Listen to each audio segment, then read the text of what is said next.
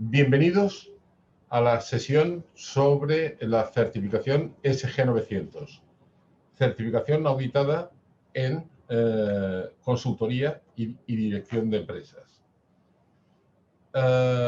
Vamos a dar inicio a la sesión, que durará aproximadamente menos de 45 minutos y en el que vamos a intentar empezar a profundizar en qué es la norma referencial internacional SG900 y qué es lo que puede aplicar y aportar al profesional de consultoría de empresas.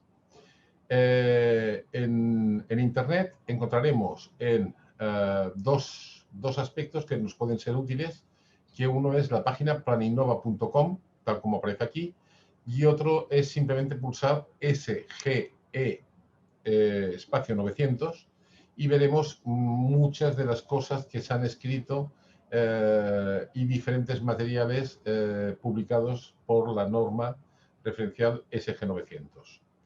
Bien, dicho esto, voy a empezar la sesión explicando, por una parte, quién soy. Mi nombre es José Luis Contreras, soy el presidente del Comité Mundial de Investigaciones Tecnocientíficas de la norma referencial SG900, un poco por hacer,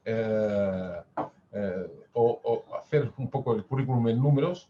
Son ya más de 42 años de ejercicio profesional en activo. He obtenido más de 5.500 empresas clientes en el ámbito de consultoría y gestión. Y en el tema de profesionales de dirección, lo que son usuarios o licencias, más de 7 millones entre España y Latinoamérica, lo cual nos ha dado una perspectiva bastante clara para poder impulsar esta norma, que es la única norma certificable y auditable en el ámbito de consultoría y dirección.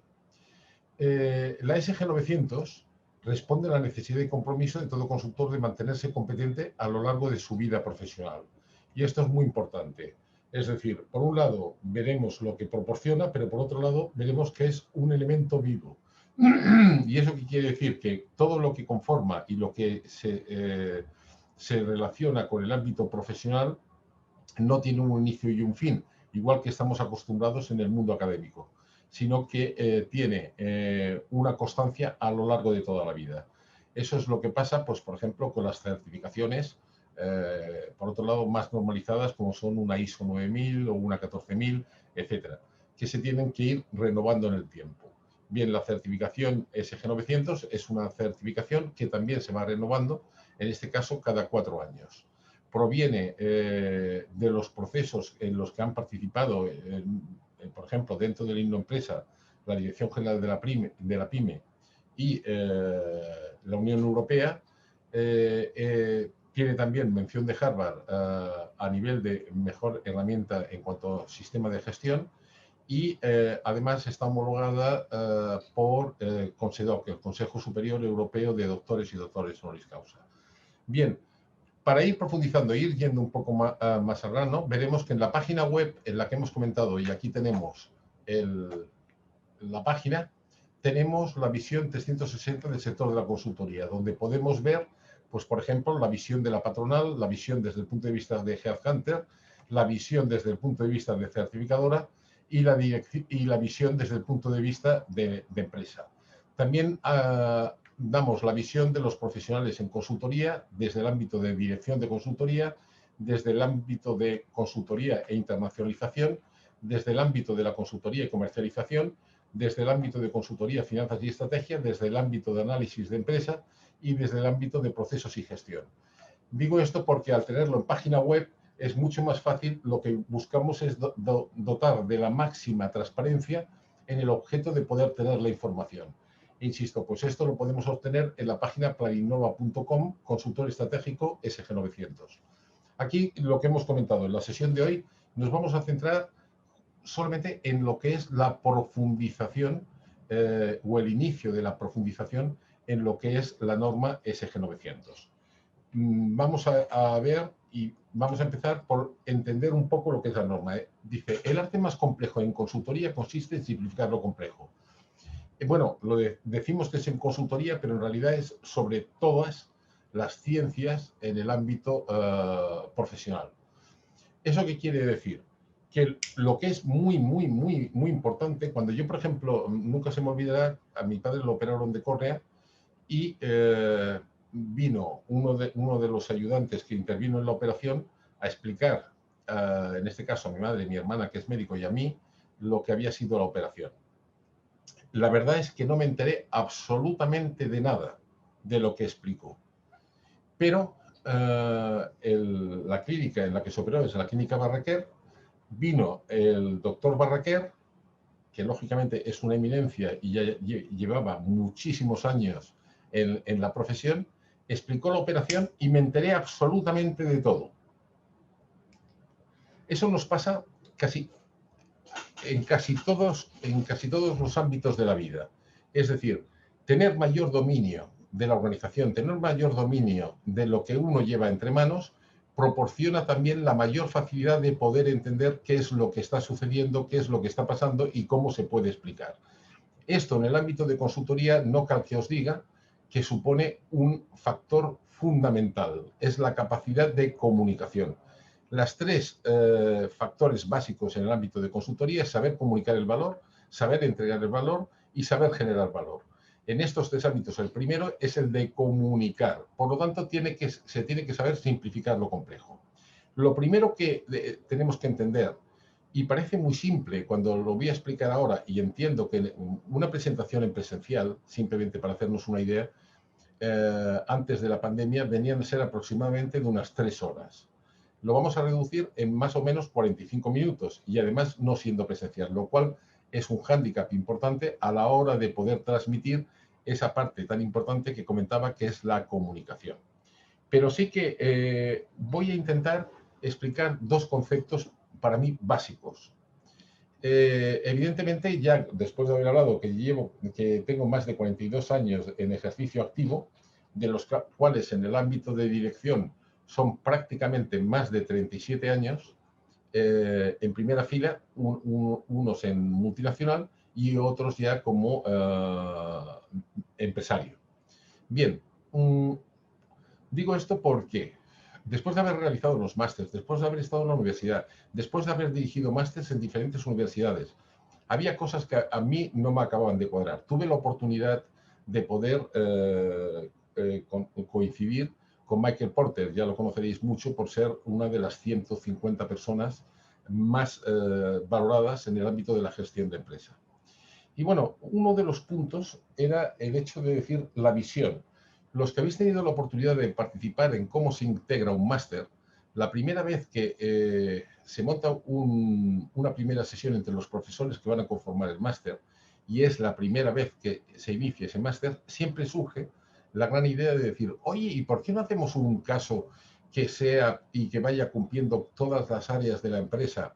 Bueno, eso yo lo he oído en todos, absolutamente en todos en los que he participado. El problema es que no conozco ninguno en los que se haya podido efectuar al 100%. Bien, motivo. En 1908 fue el primer máster que se desarrolló en la historia.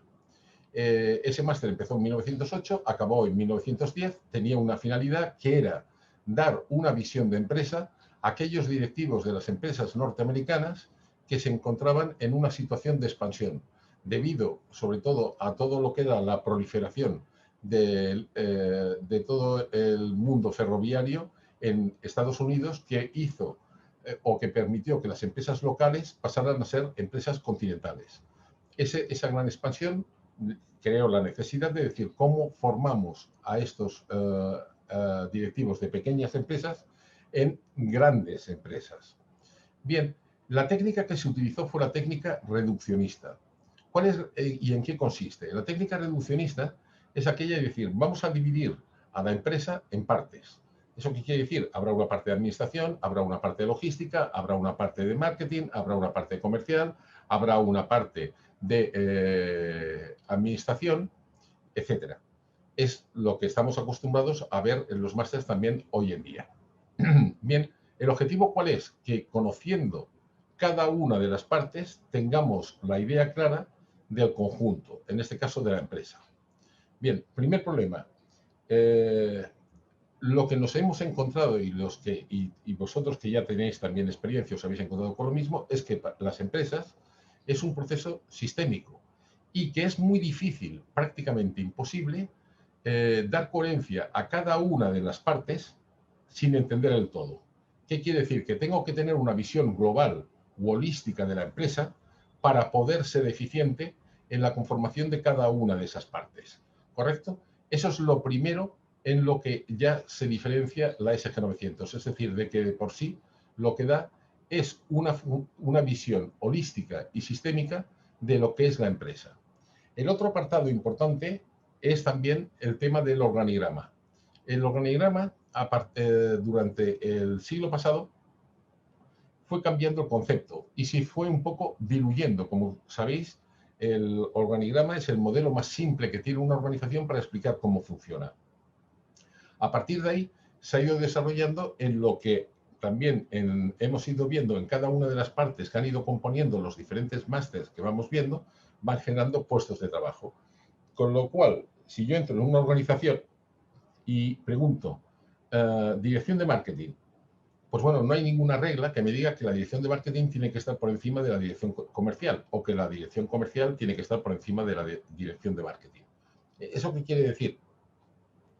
Que no me puedo basar solamente en el organigrama para decir cómo se produce el desempeño de la organización. Bien, entonces hemos tenido que dar una visión mucho más concreta, mucho más sencilla, que nos permita simplificar y entender realmente cuál es la organización. Y de ahí que llegáramos a lo que llamamos la atomización de la empresa. ¿A qué llamamos la atomización? Al gráfico que definimos como el átomo, que es la parte más pequeña que podemos reducir la visión de la empresa sin perder ninguna de sus particularidades. Por eso le llamamos la atomización.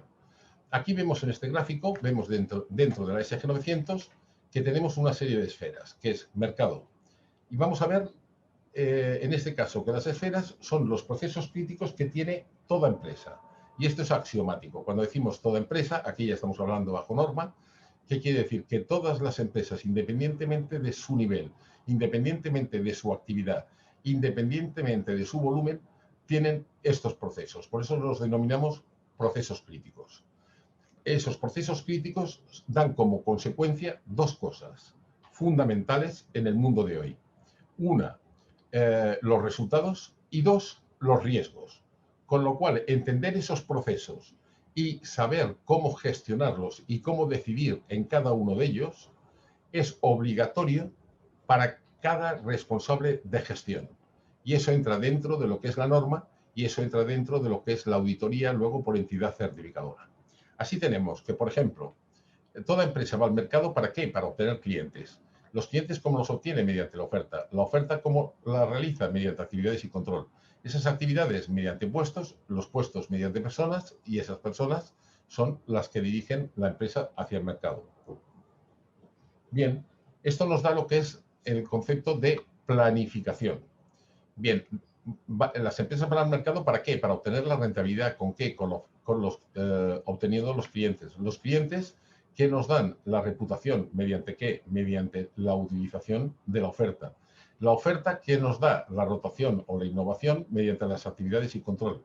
Las actividades y control nos dan mediante los puestos la racionalización y los puestos mediante las personas nos dan el rendimiento. Las personas, a su vez, a la hora de dirigirnos al mercado, nos dan la responsabilidad.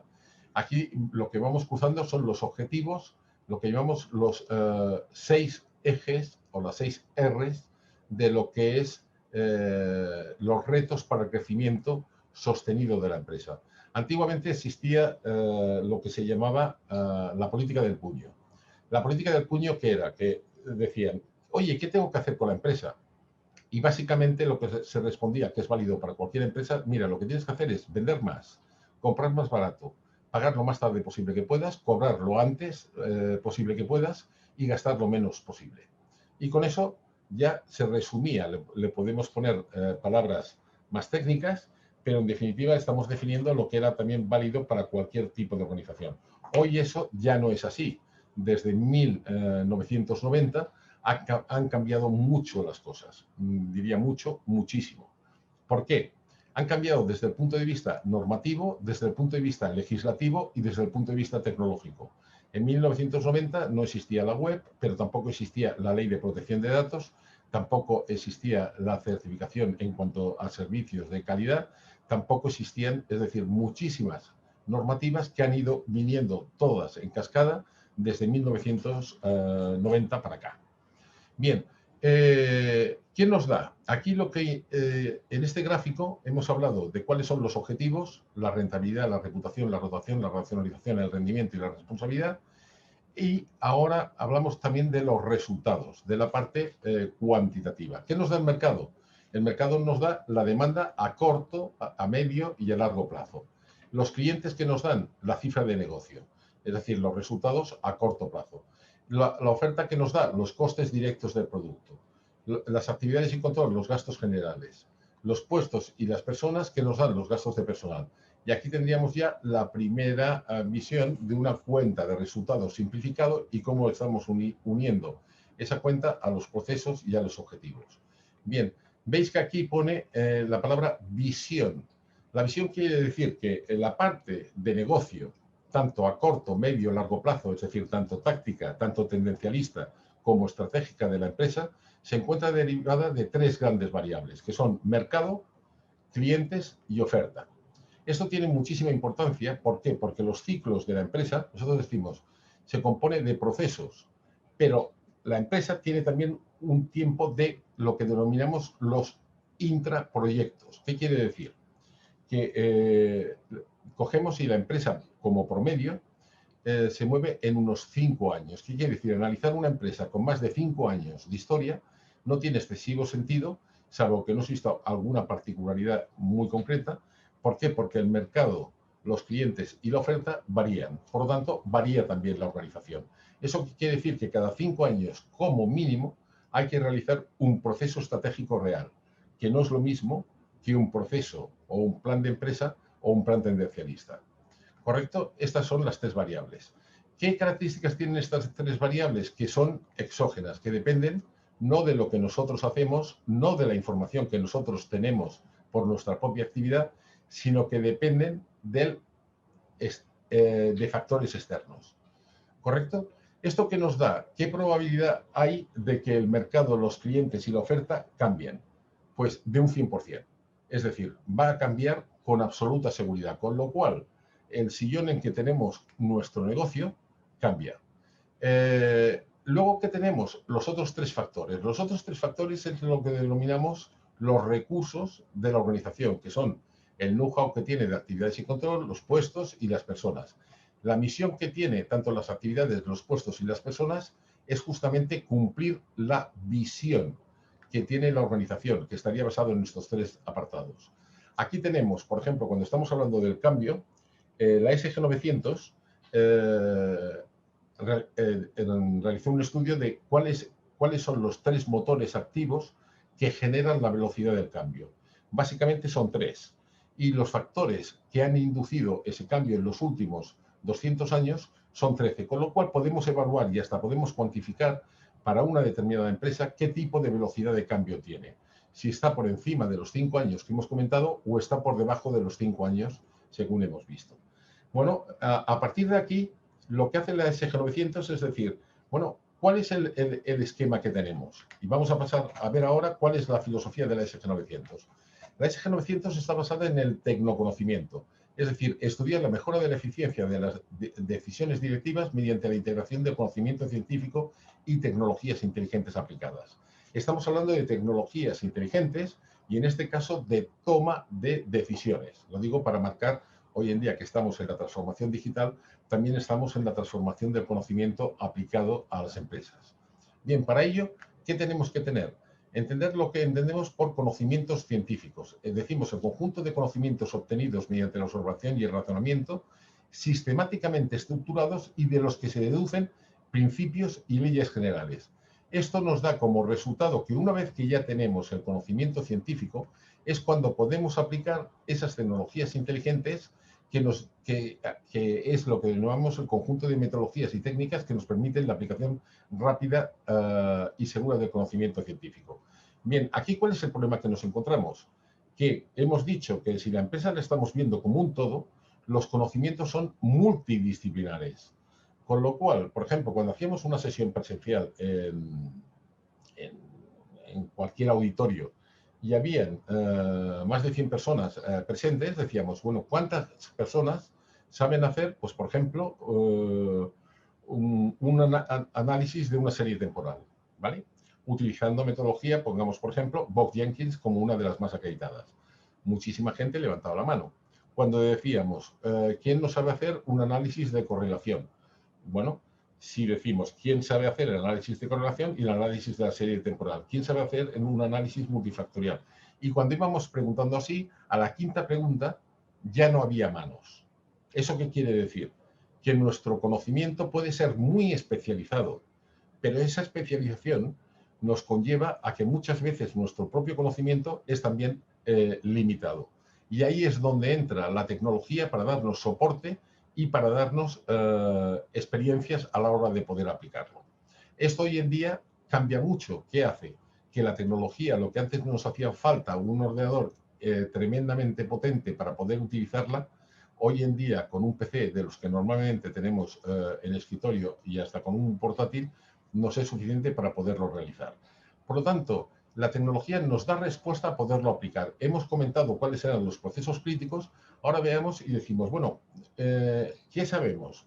Pues sabemos que para cualquier organización una de las cosas importantes son los clientes. Bien, sabemos que la ecuación en cuanto al tema de clientes es que una empresa, para que pueda tener éxito, para que pueda sobrevivir, tiene que responder con signo positivo a esta ecuación, que es que las percepciones superen a las expectativas, ¿correcto?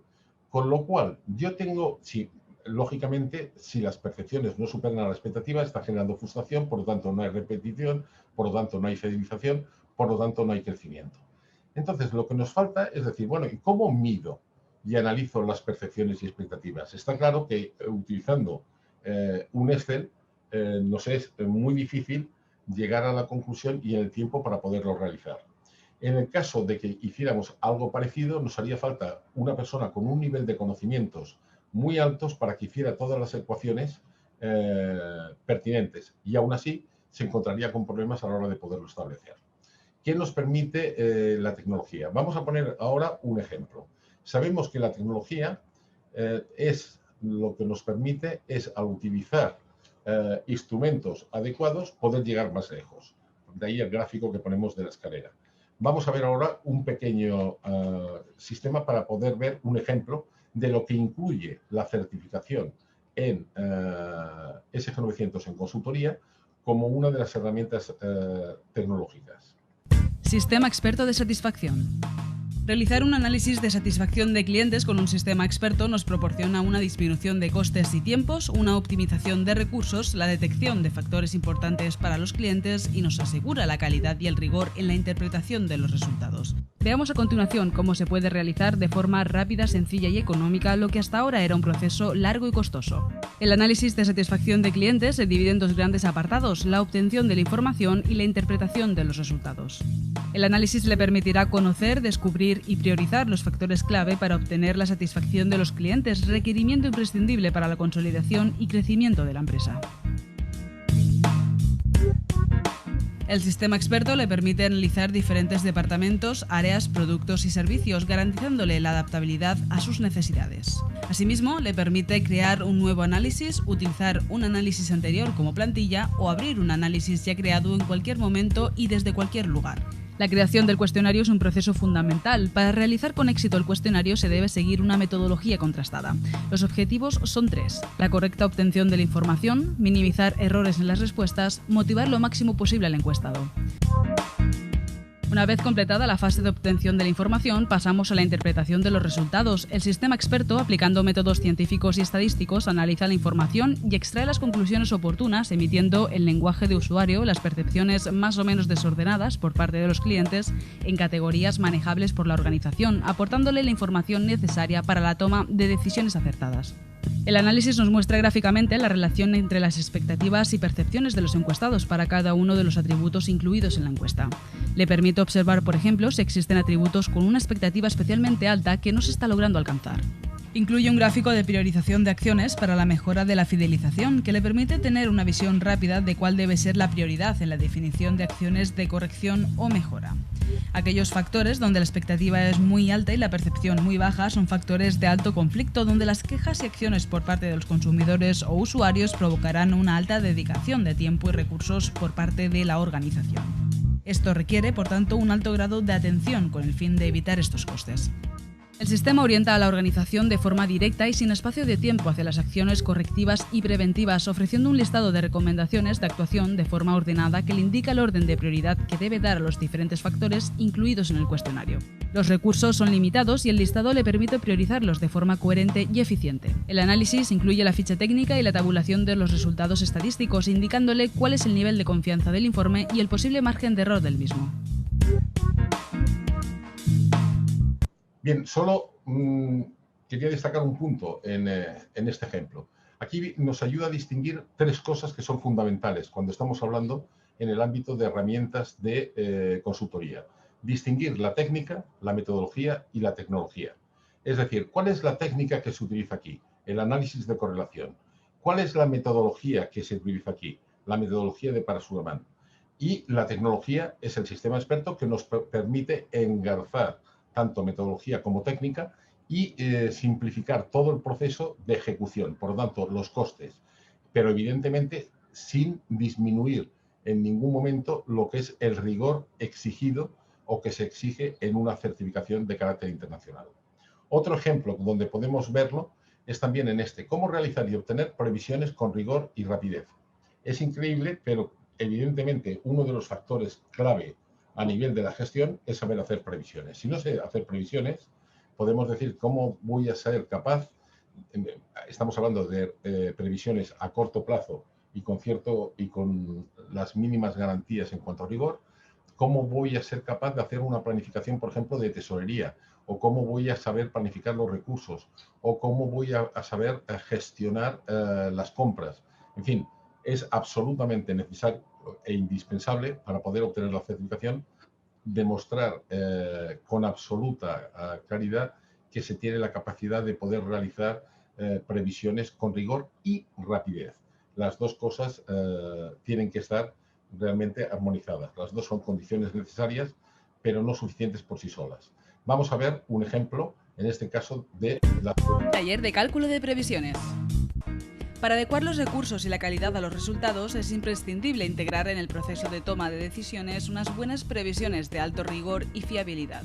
La mejora en la fiabilidad y rigor de las previsiones empresariales se ve reflejada en un incremento de la optimización de recursos y en la calidad de la gestión. Una buena previsión que nos indique con rigor y objetividad cuáles son las expectativas y necesidades en cada una de las áreas de la empresa es la clave para adecuar y conocer si los recursos invertidos o disponibles son suficientes o no.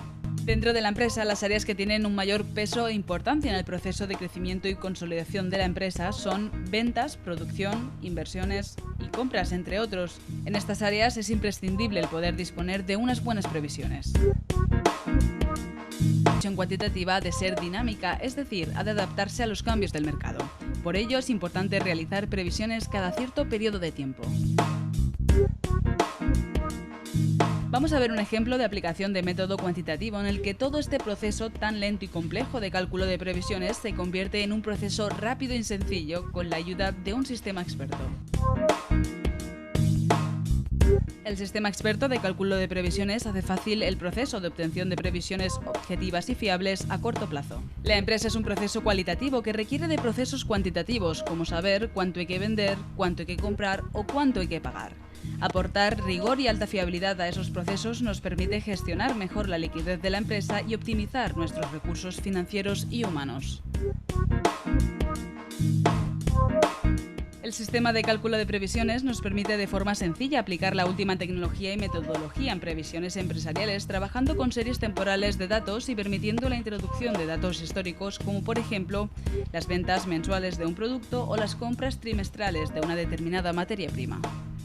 Las series temporales que pueden existir son infinitas, por lo que para realizar el cálculo de previsiones, el sistema nos permite definir la serie temporal que vamos a usar, seleccionando la estacionalidad, es decir, a qué periodo corresponderá cada uno de los valores que vamos a introducir, portando así más rigor en la concreción de los resultados.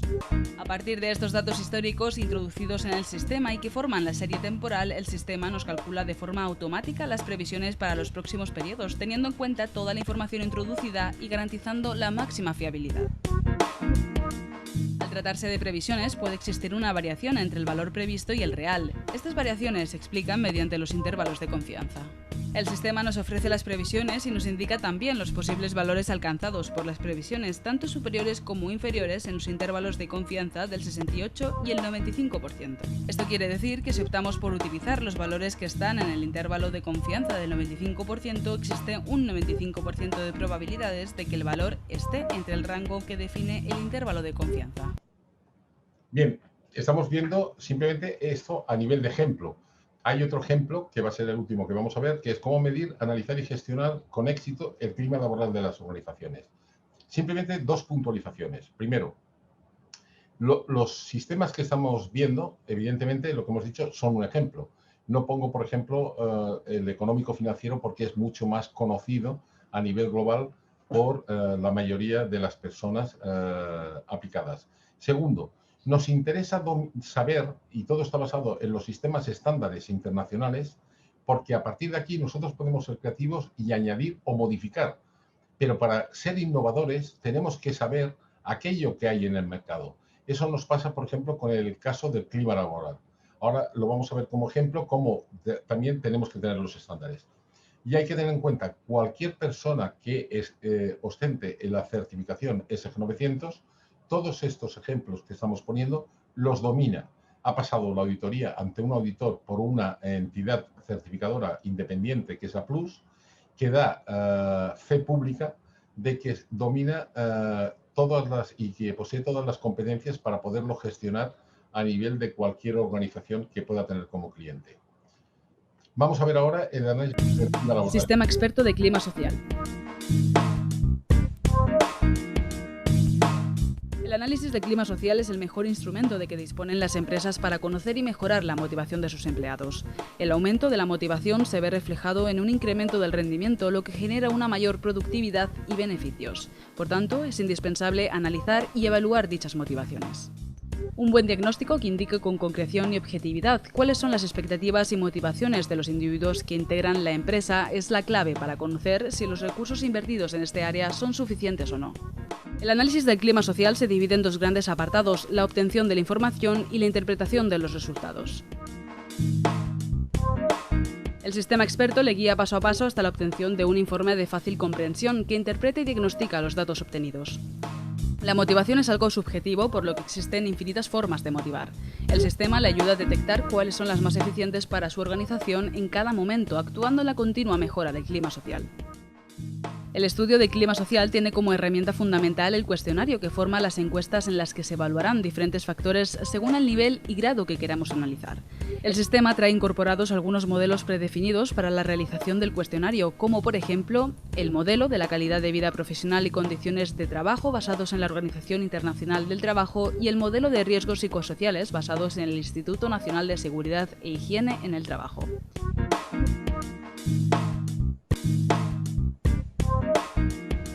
El sistema reduce al máximo los costes y tiempos de distribución, cumplimentación y recepción de los cuestionarios, permitiendo la realización de la encuesta por Internet, teléfono o manualmente. Una vez completada la fase de obtención de la información, pasamos a la interpretación de los resultados. El informe nos traduce en lenguaje fácil y sencillo la situación de una realidad compleja, como son las percepciones y motivaciones de las personas que integran la empresa y la relación con sus expectativas. De esta forma nos muestra cuáles son los principales factores de insatisfacción y las prioridades a la hora de acometer un plan de mejora de clima social. El análisis nos muestra gráficamente la relación entre las prioridades y percepciones de los empleados para cada uno de los atributos incluidos en la encuesta. Puede observarse si existen atributos con una prioridad especialmente alta que no se están logrando alcanzar.